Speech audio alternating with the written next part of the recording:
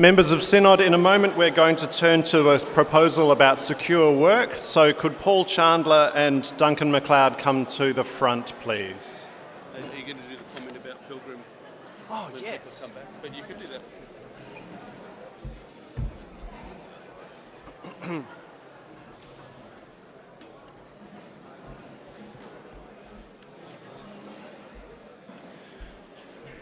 Members of Synod, let me take this opportunity to point out that this great teaching that we are getting from Robin here, this is a sample of the great teaching and faculty that we've got at Pilgrim Theological College. We have here among us, so as well as Robin, we've got Jeff Thompson is here and we've already heard great teaching from Jeff as well in this synod. Stephen Burns is here, adjunct faculty Sally Douglas is here.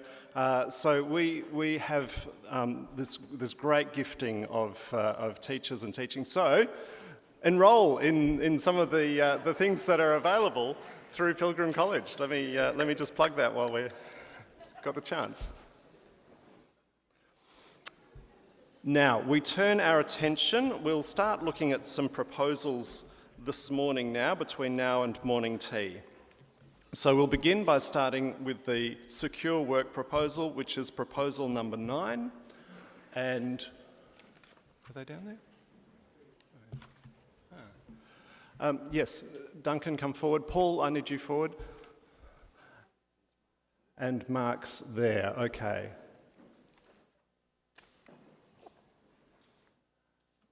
And would I be guessing right that Mark is going to lead off? Okay, thank you. Mark Zernzak, Senior Social Justice Advocate of the Elm, and I live and work on the lands of the Wurundjeri people.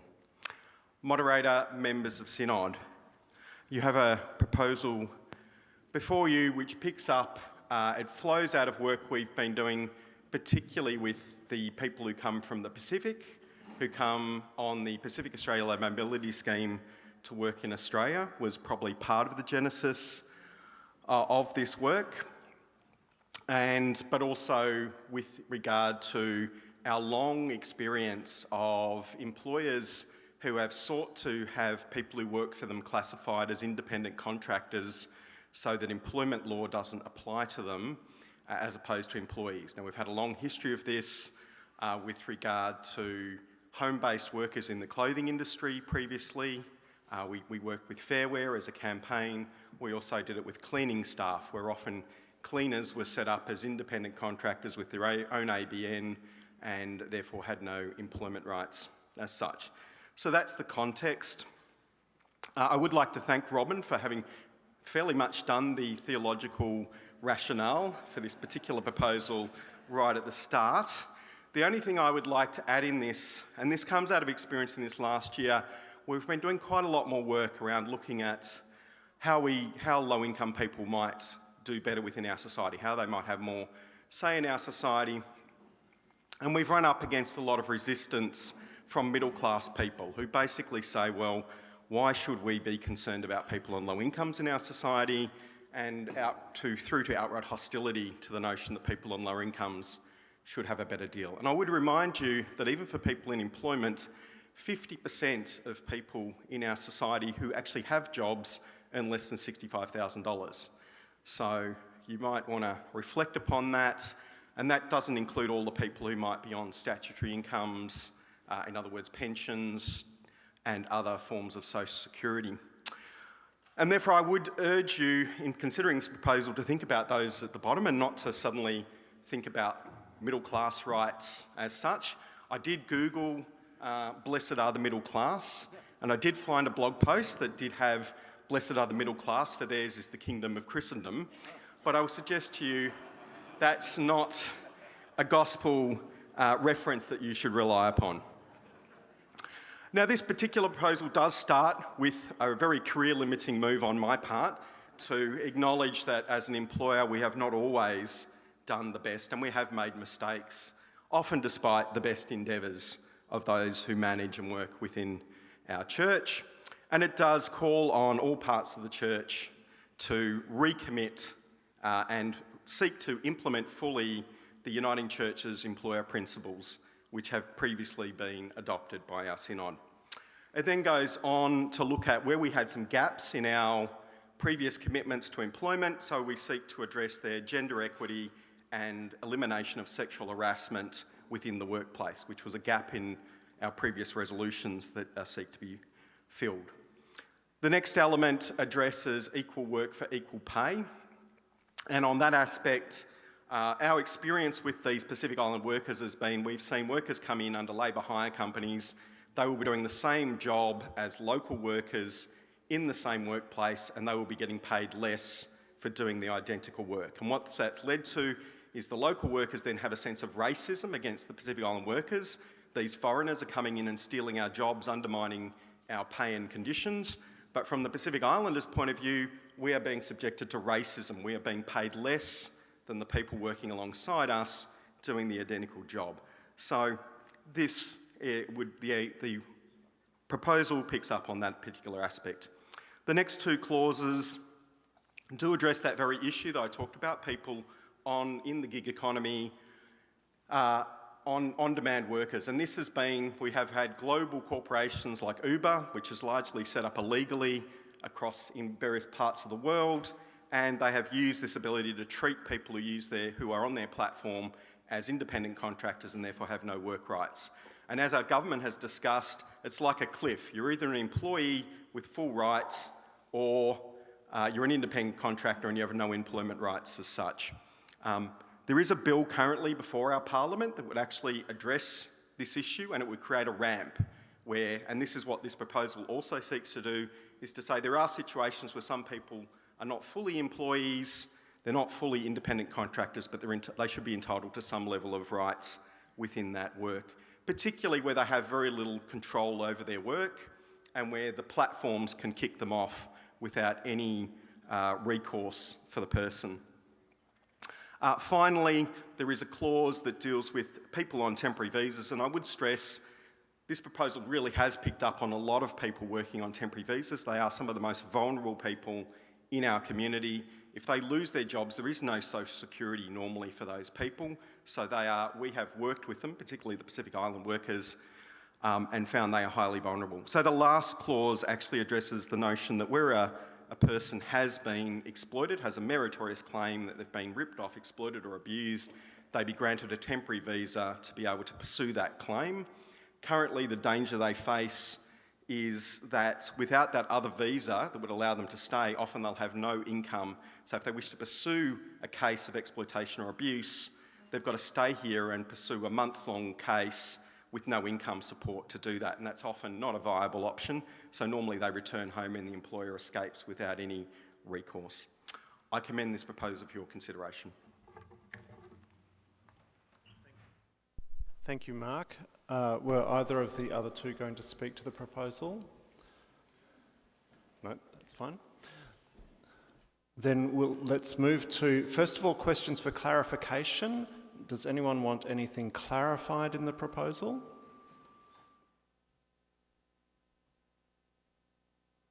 Okay.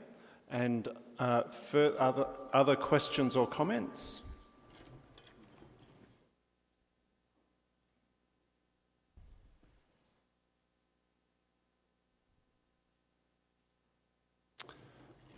From the red microphone. Lavingi Dubo from Yara Yara Presbytery, chair of the Synod Intercultural Forum. I am very grateful for the proposal and very appreciative of the care and concern provided from us to, especially to the Pacific Islanders. I am just wondering, because I know this is very much about pay equality and all that, but I'm wondering if we as a church could extend our concern as well to the pastoral needs of these people, that they are so isolated in many country towns, and the lack of pastoral care for them causes a lot of issues in family breakdown, and it is a great concern for the Tongan government as well. I was attending the conference of the Free Wesleyan Church, and one of the proposals was that to have chaplains, ministers, to come to Australia or work alongside these people to offer them pastoral support. And I'm wondering if we are serious about this proposal and would like to offer and extend our love and care for the Pacific people, include pastoral care in our proposal.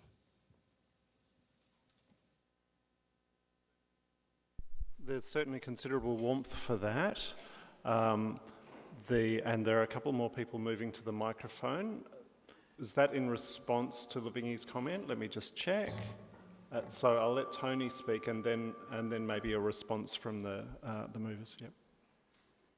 Moderator Tony Davies, North East Victoria Presbytery, and I live on the land of the Wurundjeri, Waveroo and Doodaroa peoples. I want to support the thinking behind the last speech. As a presbytery, we are having more and more Pacific Island workers come and move into our presbytery and work amongst us. They are becoming part of the congregations that we have there. I think we have something like 10 or maybe more congregations in the last few months have had people come to be part of that congregation. And they're finding that helpful. We had a wonderful part-time worker, Reverend Lonnie Vatoi, a good friend, but also a wonderful person who worked tirelessly with people, sitting there with them to help them with translation, to even understand the contracts they had. Lonnie has now gone. We have just a small amount of the money and the grant left for that, so we can employ someone for a little while. But what we really need is someone to work in this area full-time. Thank you. I'm going to go to the President, Sharon Hollis, next. Thank you. Sharon Hollis, President of the Assembly. I live on the lands of the Wurundjeri people. Just a couple of comments. One is to say, at Assembly level, we're conscious of this need, but we, like the rest of the church, don't have the resources to address it comprehensively.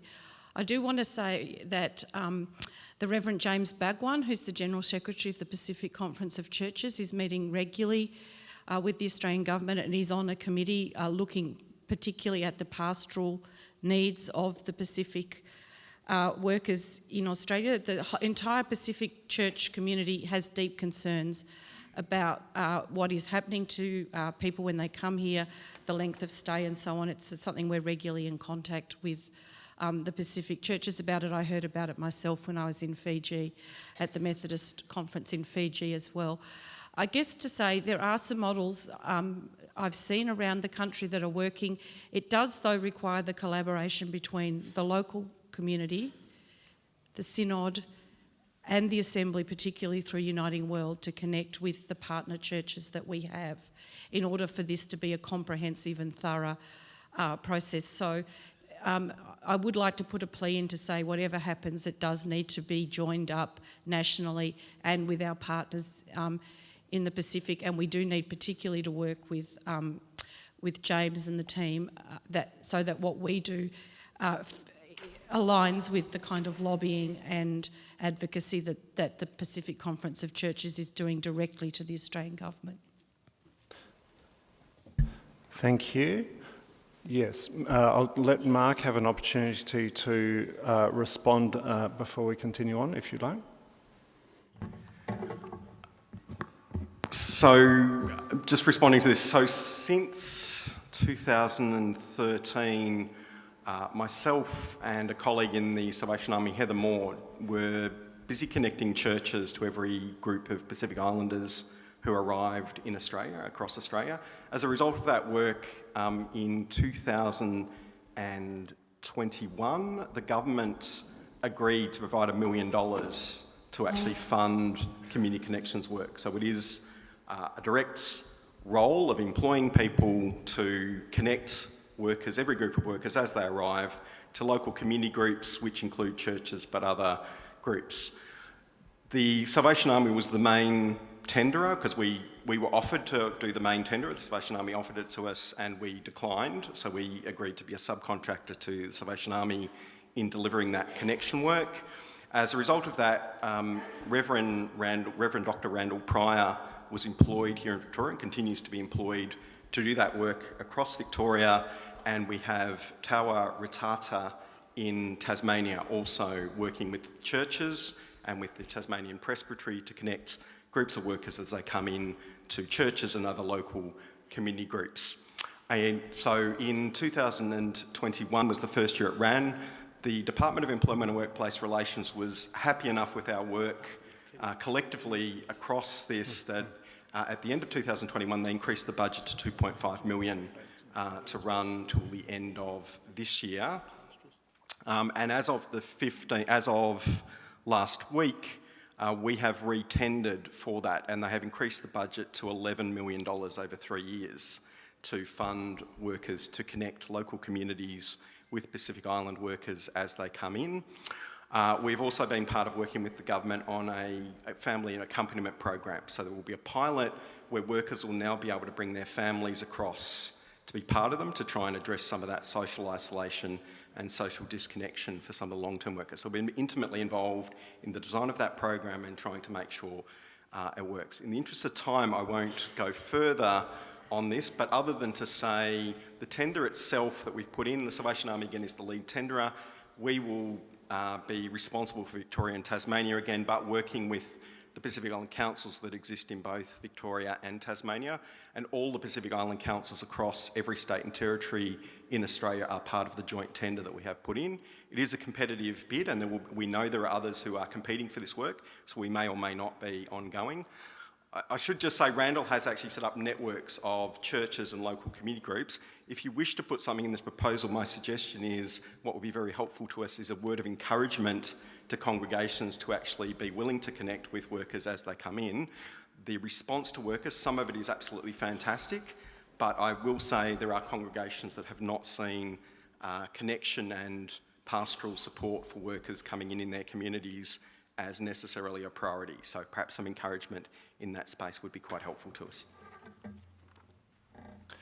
There's quite a reasonable amount of support for that, so we may test that further in a moment. Scott, thank you for your patience. That's right, Scott Leslie, Northeastern Presbytery, Victoria. I work on Tangerang land. My question was a bit about some of the recent changes, like there was a kind of pilot for families to come, some changes about checking up on employers more, I think. Are we moving in the right direction with those types of initiatives, and could there be things that the Victorian and Tasmanian governments could also, for example, checking up on employers and checking that they're not, ripping off workers by charging too much in rent or anything like that? So after 2 years of negotiations, this year the government did announce effectively it's a contract that employers on the Pacific Australia Labour Mobility Scheme, I'll call it the PALM scheme from now on, have to sign up to. Those new guidelines, that new contract effectively included almost everything we asked for in terms of further protections for workers. There will be greater oversight, and there has been much greater oversight of accommodation arrangements. There is quite a bit of disappointing media coverage around the PALM scheme at times. I do get approached by journalists who say, I want to find a case of slavery on the PALM scheme. And if you say, well, I don't know of any, I kind of go looking and digging as much as they can to try and find it. So it doesn't then become an accurate representation of the overall scheme. I will admit there are things that will go wrong on the scheme, but that applies to both sides. I've seen employers get ripped off. A worker who turns up, who's already arranged to go and work illegally for a concreter, they turn up, the employer who's paid for their airfare, they get a cash advance of $250, and then they disappear immediately and go and work illegally elsewhere, right? So there are things that go wrong on the program on both sides, but by and large, the program works for both employers and workers, and there is now the highest level of safeguards for any workers, certainly in the horticultural sector, that we have to deal with by comparison. The other thing is, when things go wrong or workers tend to get mistreated, it is very highly likely to be surfaced and detected, and the department has been exceedingly good at responding to it. So to give you a comparison on the program, often if we raise a concern about accommodation, the department will seek to address that in about a week or two. I had a group of workers, we had allegations of workers in Nunawading who were packed into a hotel, and I believe it was 5 to a room with, and so you had workers sleeping on mattresses on the floor, allegedly in this hotel in Nunawading, which I suspected was true based on where this source was coming from. I rang the local council to go and investigate the hotel as breach of occupancy. Didn't hear anything back. 5 weeks later, I get a phone call with the inspector on her way to check the hotel. By that stage, the situation had changed. So that gives you some sense of, in terms of regulatory systems, this program, it's not perfect, but it's a lot better than a lot of the other things we see. Thank you. Microphone on my right. Moderator, members of the Synod, Sani Vailuanga, Presbytery of Port Phillip West, and I live and work on the Wadawurrung country. I commend this proposal and fully endorse the work that Mark and Randall and other members of our church are involved with. I hope that it will extend to what Lavingi said earlier about the pastoral care, and especially when they're on temporary visas and something happens to them, they're actually in limbo. And then it falls back on the communities. It depends on whether it's a Tongan or Samoan or to us who are able to offer that support. The issue of equal pay it's wonderful to have that, but we're hearing horrible stories of mistreatment in terms of accommodation. Some of them say that they pay $500 for a room that is shared by more than 3 or 4 people. So they're benefiting the person who owns the accommodation, but they're living in not very healthy accommodation. So I hope this will also address that, because it's one of the key issues that we're now seeing coming through. The other thing we're looking to is of resources in terms of orientation. How do we orientate the people that are coming out of Pacific Island, and to know the difference in the context, the weather, the food, and everything else, and the isolation is a big issue as well. So I commend this recommendation, and I hope that it will pick up some of those issues as well. Thank you. Thank you, Sani. We'll take another comment from the right. Thank you, Moderator. Mark Boyce, Loddon Mallee Presbytery, and I live on the land of the Yorta people. I have real concern around the pastoral care of people. At Swan Hill, we've had a long history of working with refugees and migrants. We are now getting more people from Pacific Islands.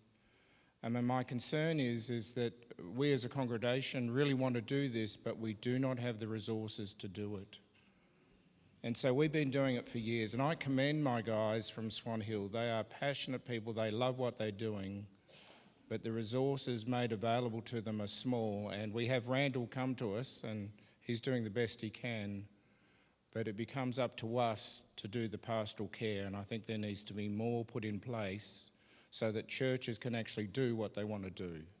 So that's my concern. We are pushed to the limit to be able to do what we can do at the moment. So if there was some way of being able to connect more effectively to get those resources, I would say hallelujah and amen. Thank you. Thank you. We'll stay with the microphone on my right. John Diprose. I live on Gunditjamara country from Presbytery of Western Victoria. I'd just like you to bear in mind that the resolution, while I support the principles of it, indeed, but you need to bear in mind the employer. As an employer of many of these people, unfortunately, the cost that we have to bear sometimes through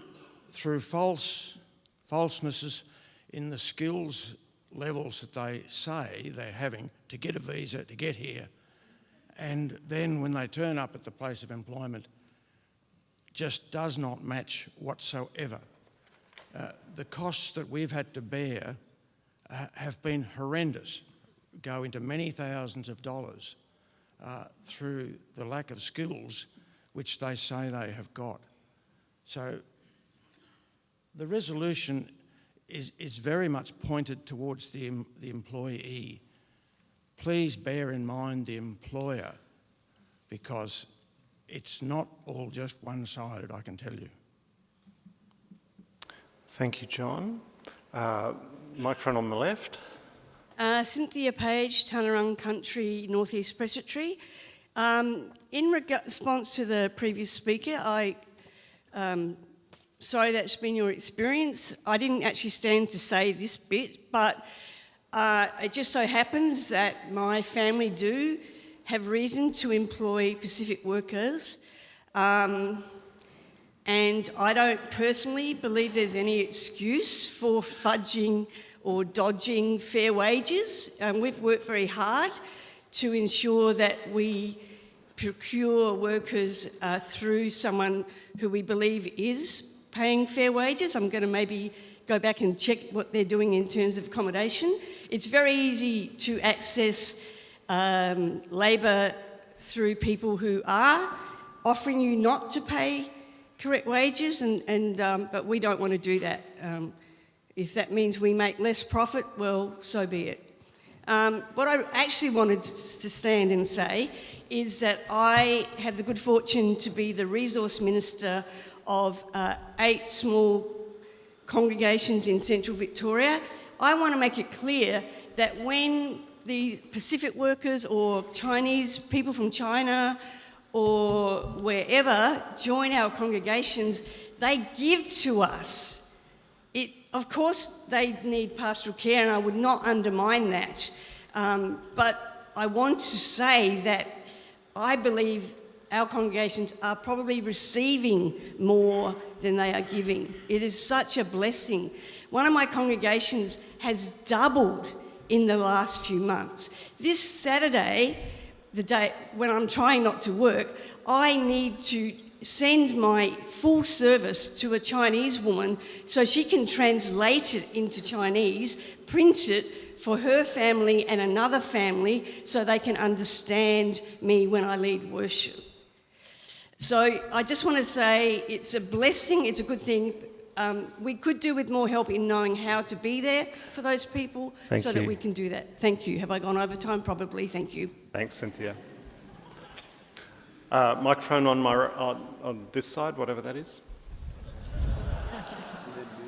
Moderator, Andrea Mays from Port Phillip East Presbytery on the Bunurong country, she, her. I want to draw the Synod's attention to clauses A and B, and specifically the uniting church as employer principles. To say that we lament is not enough. We need also to learn from the past and change our practices in order to improve the situation and move into a better future. Within the Uniting Church as Employer Principles document, There is an acknowledgement of the need to ensure that our internal policies and practices as employer are consistent with the principles. Therefore, alongside confessing with lament that we have not always lived up to the Uniting Church as employer principles, I believe we need to commit to learning from these instances. To have integrity when we are calling for other employers to improve their practice, we need to be looking at how we are going in implementing these principles, learning from when they have not been fully implemented, and changing what we do so that we are always striving to become better employers. I believe the term is continuous improvement, and I'd like to see a commitment from this synod to continuously improve our employment practices. Thank you. Do you want to respond? No. Okay. I'd like to test. Okay. Yeah, yes, Juliet. Yes, one more, and then after this, I'm going to test some ways forward. So we'll hear from the red microphone next. Moderator, thank you. Greetings, Synod. Juliet Mawai. I live on Wurundjeri country and I work on Bunurong country, Presbytery for Port Phillip West. I support the proposal in its principle. My concern is, and I name John DePro's comment, for women that are coming from overseas, the Pacific Islands. I wonder whether the Uniting Church should take a more active role, especially where women are concerned that come under the scheme, the PALM scheme. Then they fall pregnant. It comes to our attention. My question is, and us Pasifika people will know that there are underlying questions we should be asking and sharing with our Uniting Church as a whole so that they see the whole picture. So my question is, when we are, yes, please receive our workers, people that are wanting to come and work here. But on the other hand, we also must question whether the processes in the homeland are being actively pursued, especially where women are concerned. Thank you. Thank you. And certainly some support there. What I would like to test is whether the Synod would like to include some words around something like encouraging congregations to be willing to connect with workers. I want to see if there are some words, something along those lines that will need to be worked up, and if so, we might ask a few people to ask a facilitation group to help with crafting some words along those lines.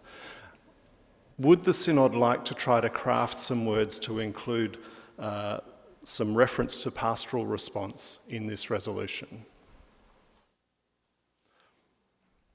That's overwhelmingly yes. There is one comment. The comments can go to the facilitation. This is the point. So if you want to be involved in that facilitation, the discussion, how we can craft appropriate words, then meeting over here at morning tea, please, with a couple of members of the facilitation group. So those who want to assist in the preparation of those words, we don't need a cast of thousands, but if a few people would like to gather there at morning tea, that would be great. Oh, what are the fantastic deals I'm hearing?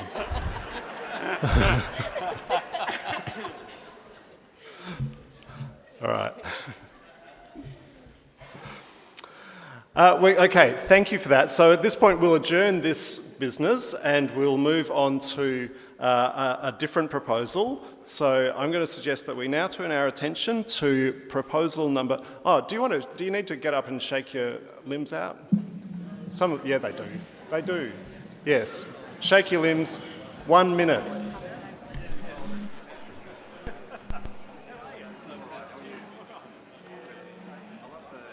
We will be going to proposal 13, so that's going to involve Rachel and Craig.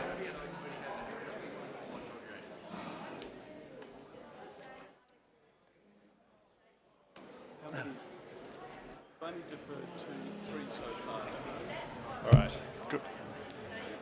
Good morning.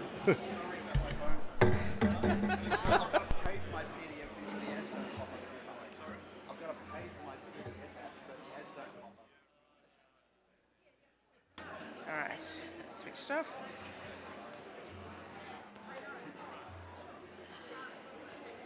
I'm going with the mark. All right, we are turning our attention now. Please take your seats again. Ensure your seatbelts are loosely fastened. And we are going to move into proposal number 13. Proposal number 13, which is about mission legacy.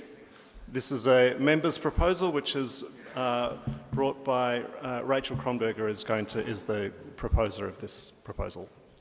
Thanks, Rachel. Thank you, moderator. Rachel Kronberger, Presbytery of Yarra Yarra. I live on Wurundjeri country.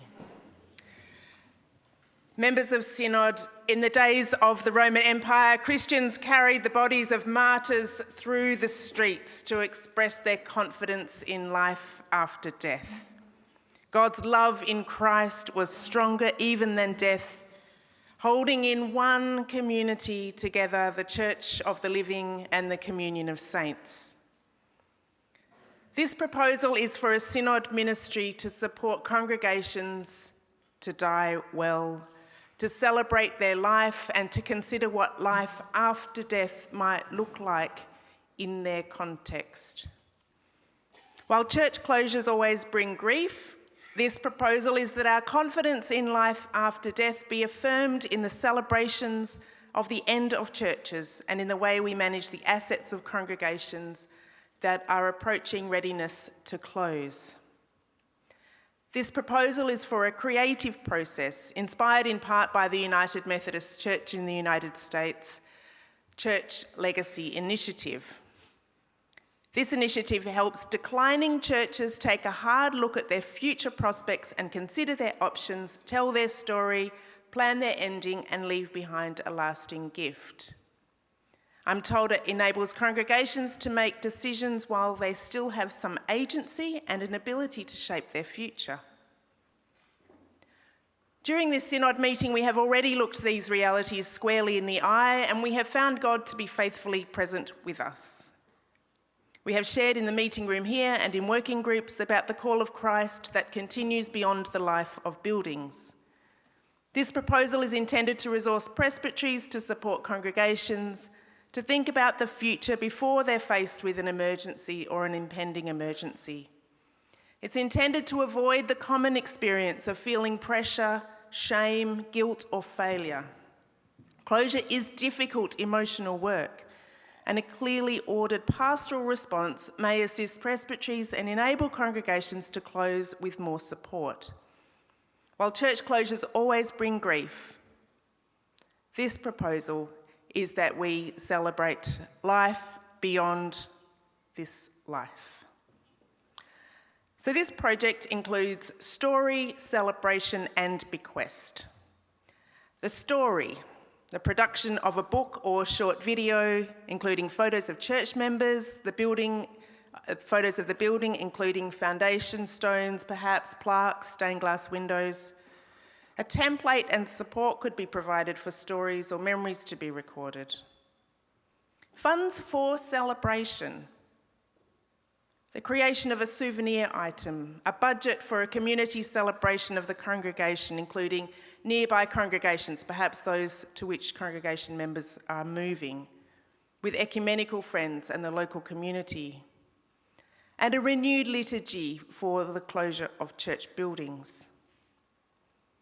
And gift, legacy.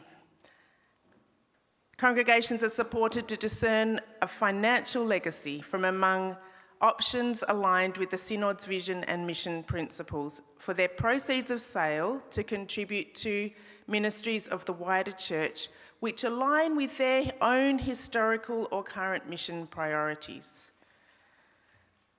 For example, following Christ might lead to contributions to uniting church work in public theology. Walking together as first and second peoples might lead to scholarships for studying Indigenous theology in the University of Divinity. Seeking community might lead to property or funds directed to uniting housing. Compassion might lead to an asylum seeker or refugee program, or to pastoral support for migrant workers. And justice for all creation might lead to supporting Pacific Island churches through Uniting World, or even funding a zero emissions project. Moderator, we offer this proposal. Thank you, Rachel. Craig, did you wish to speak? No. Members of Synod, are there questions for clarification? Or, yes. Oh, please move to the microphones. Moderator Avril Hannah-Jones, Yarra Yarra Presbytery. Rachel, it looks as though this proposal assumes that a dying congregation will sell their property and money will be allocated from the sale of that congregation's property. What happens if the church continues to use a particular property, but a particular congregation within it is no longer viable? There's some areas where the property is very good and could be used by, for example, a cold community, but an elderly Anglo congregation has come to an end of its life. Is the money that will enable a legacy to be recorded to be able to be pooled in the case of a building not being sold? I think that's a wonderful suggestion that the celebration of the end of a community, of a congregation's life, could certainly access these resources even when the sale of a property is not involved. That there would need to be a conversation about funding, because this proposal is that funding from the sale resources those ending celebrations, but certainly I think it's important to consider that. Thank you. Thank you. From my right. Lynn Leish from Wadawurrung Land Peoples, and from Port Phillip West, she, her, moderator. The questions, as a presbytery minister, I have to look into the eyes of my congregational members, and I am talking to them about the realities of the end of life. And we are having conversations about what is important to them and where they want to go. I don't understand. Currently there's wider church sharing. Is this a reallocation of the wider church sharing, or is this stipulation beyond the wider church sharing? I need to be clear on this, because at the moment I come without an agenda to those congregations and I meet them where they're at. I think there's room for having resources like a handbook on mission, and here are the top 20 missions across the Synod that you could contribute to, that I could take to them almost like a funeral director brings us our services and say, here this is. And that's not this kind of decision that's putting it into regulation.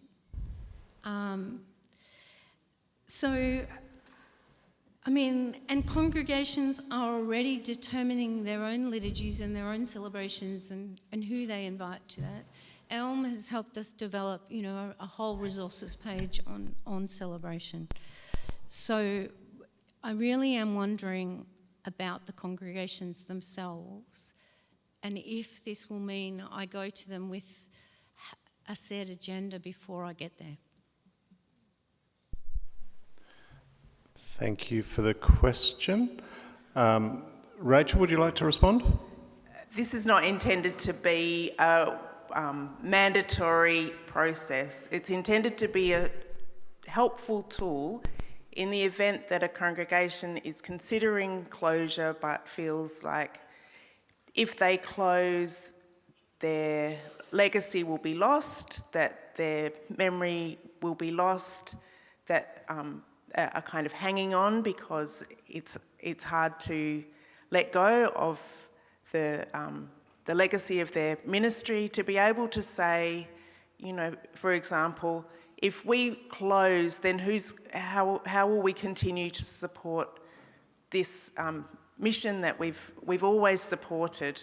This will come to an end. An opportunity for them to direct some of the funds of sale if they would like to. It's not intended to impose on any other processes, but to be an additional tool. Okay, yes, we will be needing to move at 10:45 to other business, so I don't want to add to the queue at the microphones because I'm not even sure that we're going to get through everyone by 10:45. Which means it's unlikely we're going to finish this. Can I just check if there are simple clarification questions that anyone wants to ask? Just a quick clarification. We'll do those first. And so microphone on my right. Thank you. Ennis McLeod from Port Phillip East Presbytery on the Bunurong land. It's not Wiradjuri. My question for clarification is that this proposal is about the dissolution of congregations, but often congregations don't dissolve; they actually amalgamate, and again you have that the problem of losing the history of a congregation because they merge with another congregation. Is that clarification? Thank you. Thank you. I'm not sure that a clarification... Sally, did I see you indicating that you had a short clarification? Then please step forward.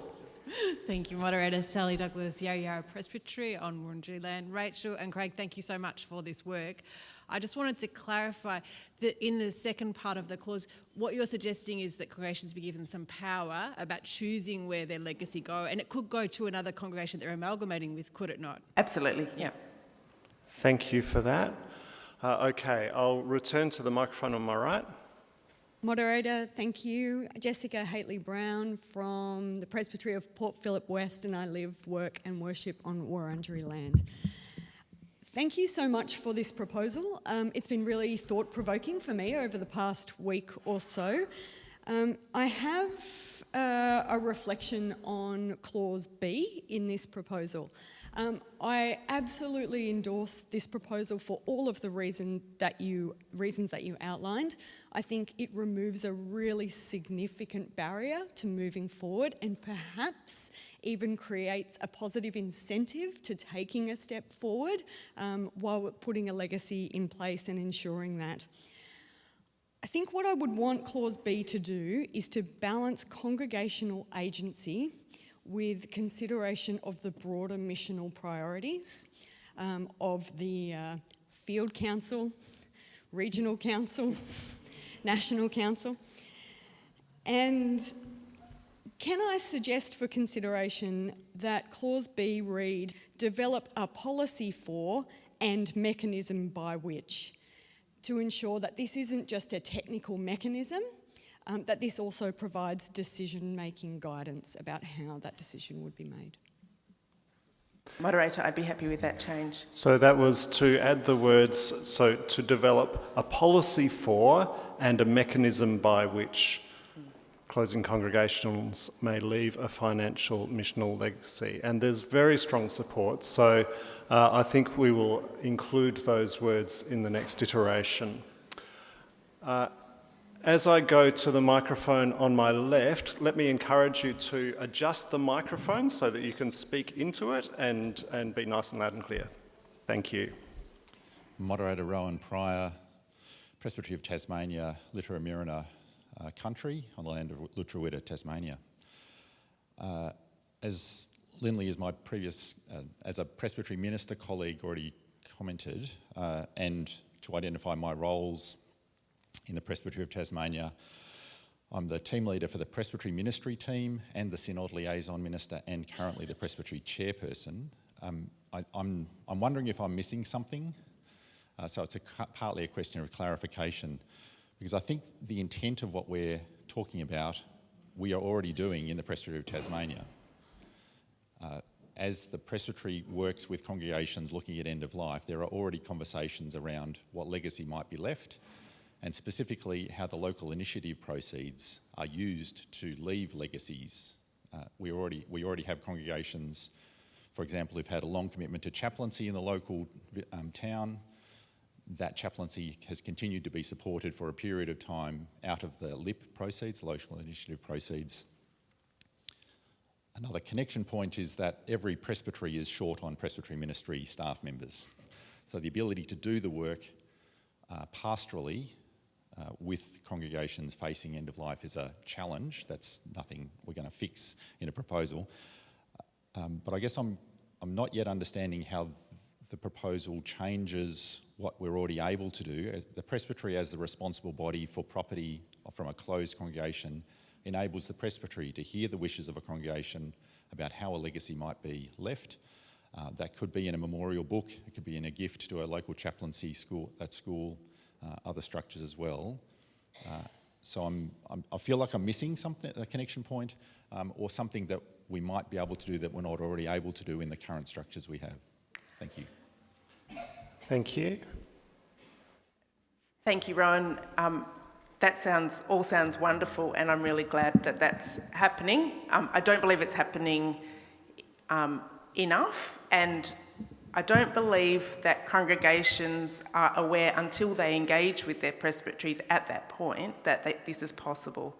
So part of this would be that a congregation would be able to access this resource before engaging with the presbytery, know it's coming, and be able to think it through on their own ahead of time would be one gift. And another would be that it might take some of the pressure off presbytery staff and presbytery ministers who begin at the beginning of the conversation every time currently with a congregation, that it might advance the congregation ahead of those meetings, perhaps.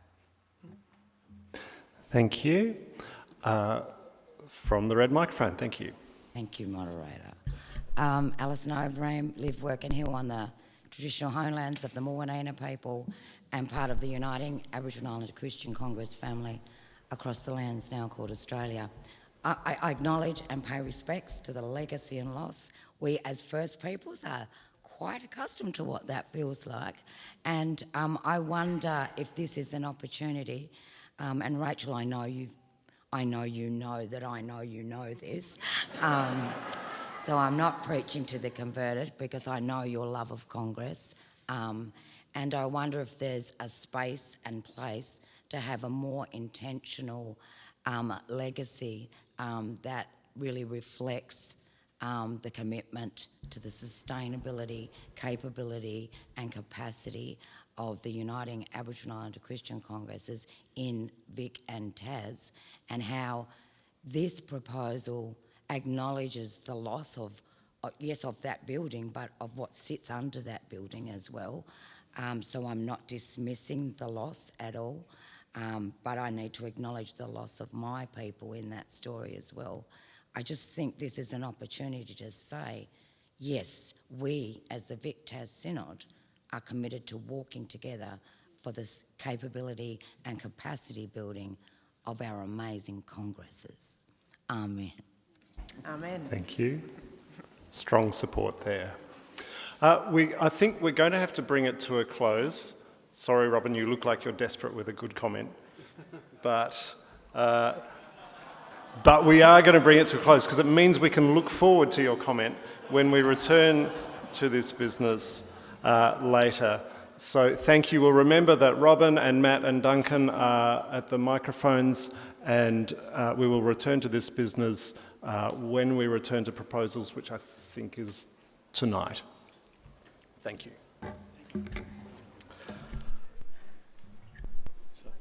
Now, Rachel needs to change hats because we're now going to ask for feedback from, no, sorry, not feedback. This is an introduction to Working Group 3 because after morning tea, we're going to be going into Working Group 3. So you need to know what you're doing, which is why we need to stop and have this introduction.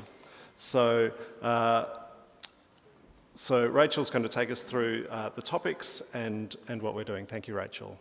Thank you, moderator. Rachel Crumberger. I live on Wurundjeri country. I'm from the Presbytery of Yarra Yarra and speaking now as convener of the facilitation group, a marvellous, marvellous group of people. I'm here to guide you once again into the working group session and remind you that working groups are a key part of the discernment of the Synod meeting, to remind you that there are two kinds of work that the working groups undertake, typically one to further big ideas, as we have done with the work on Act 2 and Faithful Futures, and also to work through proposals and advance proposals towards a point of consensus decision making. So today we have working groups dealing with both kinds of discernment. Working group leaders have been asked to lead you through a discussion of yesterday's proposal on the decriminalisation of illicit drugs that was brought by Uniting and the Gym Unit. That will be a fairly short discussion going through the proposal, seeing if there are places where the proposal might be adjusted to gather a greater sense of unity on the floor of the Synod, a greater sense of common thought towards consensus. This will be a sensitive topic for some people. We each bring complex stories and experiences to this discussion, and your working group leaders will be encouraging you to speak with sensitivity and love in those groups. There'll be a short break while you catch your breath, and then you'll return to the Faithful Futures task. There is a further section to the Faithful Futures discussion, which will be covered in working groups after that. Okay, thank you. That's probably clear. So we can move straight to the announcement of the next ballot. So thank you for that, Rachel. Please do make sure in your working groups, do make sure that you spend time on both of those topics. That would be most helpful for all of our discernment around all of that we have to do. Rod is going to come now. Rod Mummery, our returning officer, is going to introduce and explain the process for the Assembly member majority support ballot. Thank you, Rod. Moderator, Rod Mummery, returning officer. As the moderator has said, this ballot is for the majority support for the Assembly members. The ballot will open at 11 a.m. at the commencement of morning tea and close at 2 at the end of lunch. Because there are quite a large number of names to go on the list, we've actually made it to two ballots. So there's one for the lay members, and it's separated out, as you'll see on the screen there, hopefully, even though it's a bit small, the majority support for the lay members of youthful age and the lay members beyond youthful age. So that is the General Secretary's term.